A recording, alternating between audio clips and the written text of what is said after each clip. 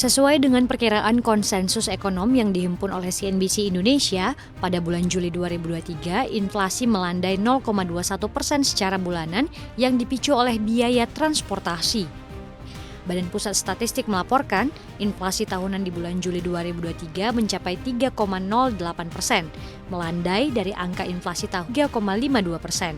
Sementara itu, inflasi tahun kalender mencapai 1,45%. Deputi Bidang Statistik Distribusi dan Jasa Badan Pusat Statistik, Puji Ismartini mengungkapkan penyumbang terbesar inflasi di bulan Juli adalah kelompok transportasi dengan angka inflasi 0,58% dan andil 0,8%. Selain itu sejumlah bahan pangan juga turut menjadi penyumbang inflasi di Juli 2023.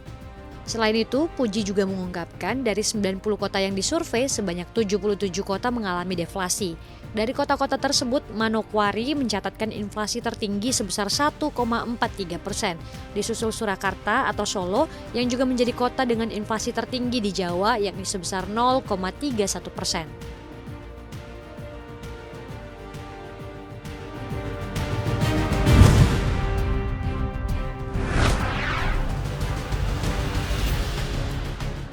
Aktivitas manufaktur Indonesia melonjak pada Juli 2023 didukung oleh kuatnya permintaan dari dalam dan luar negeri.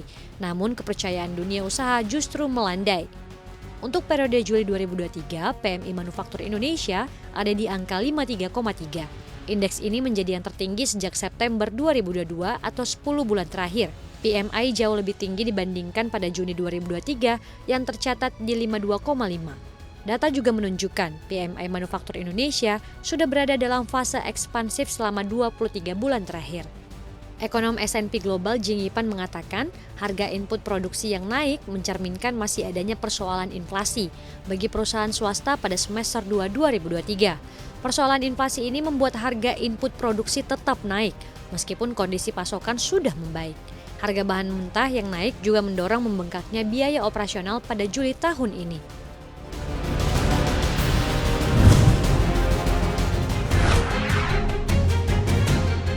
Menteri Perdagangan Zulkifli Hasan menyebutkan Indonesia dan negara anggota WTO lainnya aktif menyuarakan penolakan terhadap Undang-Undang Anti-Deforestasi Uni Eropa. Pasalnya, kebijakan ini bisa merugikan ekspor Indonesia hingga 6,7 miliar dolar Amerika Serikat untuk komoditas kelapa sawit, kakao, hingga kopi. Dia menyebutkan Indonesia juga sudah menginisiasi keberatan bersama dengan 14 negara lainnya. Zulkifli juga menegaskan kebijakan Uni Eropa ini tidak adil karena Indonesia tidak pernah melarang produk benua biru ini. Dia mengatakan kebijakan anti deforestasi sangat diskriminatif karena akan mempengaruhi perdagangan produk Indonesia seperti kopi, sawit, lada, coklat, hingga karet. Beberapa dari produk itu merupakan komoditas yang sering diekspor ke Uni Eropa. Kebijakan yang dikemas dengan isu perlindungan lingkungan itu, kata Julhas, akan merugikan jutaan petani kecil di Indonesia. Undang-undang itu berpotensi menentukan kelompok negara yang dianggap berisiko tinggi, yang bisa berujung produk-produk dari komoditas itu masuk daftar hitam.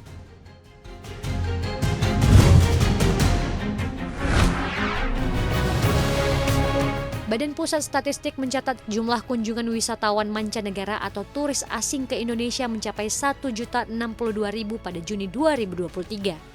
Jumlah itu naik 119,64% dibandingkan periode yang sama tahun lalu dan naik 12,39% dibandingkan bulan sebelumnya. Kenaikan kunjungan turis asing pada Juni 2023 disebabkan oleh beberapa faktor. Salah satunya karena telah dimulainya penerbangan pesawat penumpang terbesar di dunia, Airbus A380-800 yang mendarat di Bandara I Gusti Ngurah Rai Bali.